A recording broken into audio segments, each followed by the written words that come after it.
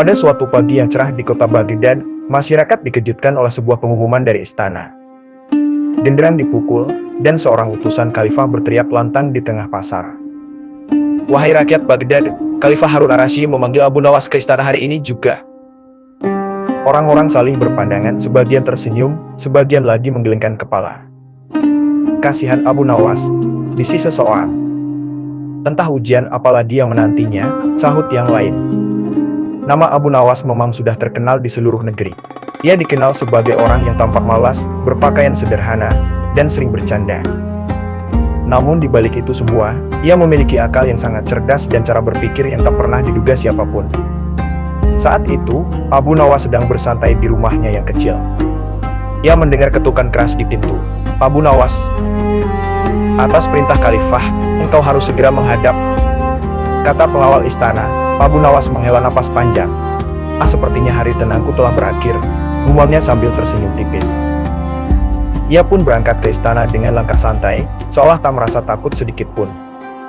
Setibanya di istana, Khalifah Harun ar-Rasyid menatap Abu Nawas dengan tajam. "Abu Nawas," kata Khalifah, "aku mendengar engkau adalah orang yang sangat cerdas.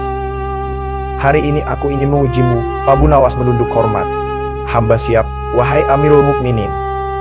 Khalifah lalu berkata, "Jawablah pertanyaanku. Manakah yang lebih banyak di dunia ini, orang hidup atau orang mati?" Seluruh hadirin terdiam. Pertanyaan itu terdengar sederhana, namun sangat sulit dijawab. Abu Nawas berpikir sejenak, lalu berkata dengan tenang, "Yang lebih banyak adalah orang hidup, wahai Khalifah." Khalifah mengerutkan kening. "Bagaimana bisa? Orang mati sejak zaman dahulu tentu jauh lebih banyak." Abu Nawas tersenyum dan menjawab, "Wahai Khalifah, orang yang mati tidak lagi dihitung sebagai penduduk dunia, karena mereka telah berpindah ke alam kubur. Yang masih tinggal di dunia hanyalah orang hidup." Ruangan sontak bergemuruh oleh decak kagum. Khalifah pun tersenyum puas. Namun Khalifah belum selesai. "Baik, Abu Nawas. Sekarang aku memberimu tugas. Pergilah ke kandang singa istana dan ambillah satu helai bulu dari singa paling buas.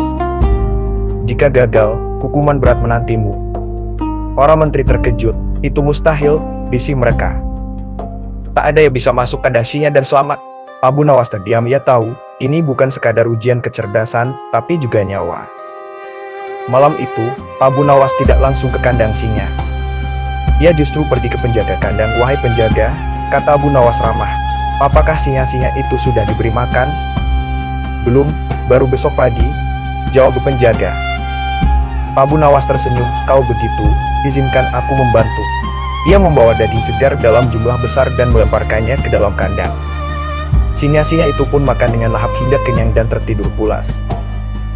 Dengan hati-hati, Abu Nawas mendekat, mencabut satu helai bulu singa, lalu pergi tanpa cedera sedikit pun. Keesokan harinya, Abu Nawas menghadap Khalifah sambil membawa helai bulu singa. "Ini yang Khalifah minta," katanya tenang. Seluruh istana terkejut. Khalifah bangkit dari singgasananya dan tertawa lebar. "Luar biasa, Abu Nawas, engkau tidak hanya cerdas, tapi juga bijaksana. Engkau tidak mengandalkan keberanian bodoh, melainkan akal dan perhitungan." Sebelum pulang, Abu Nawas berkata, "Wahai Khalifah, izinkan hamba menyampaikan satu pesan." "Silakan," jawab Khalifah. Abu Nawas berkata, "Masalah sebesar apapun tidak akan selesai dengan emosi dan keberanian semata. Ia hanya bisa diselesaikan dengan akal, kesabaran, dan kebijaksanaan." Khalifah mengangguk setuju.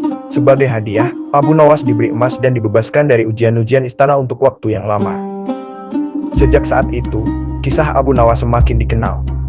Ia mengajarkan kepada kita bahwa kepintaran sejati bukanlah pamer kecerdasan, melainkan kemampuan mencari jalan terbaik tanpa menyakiti diri sendiri maupun orang lain. Dan begitulah Abu Nawas, orang yang tampak sederhana, namun memiliki kecerdikan yang tak tertandingi.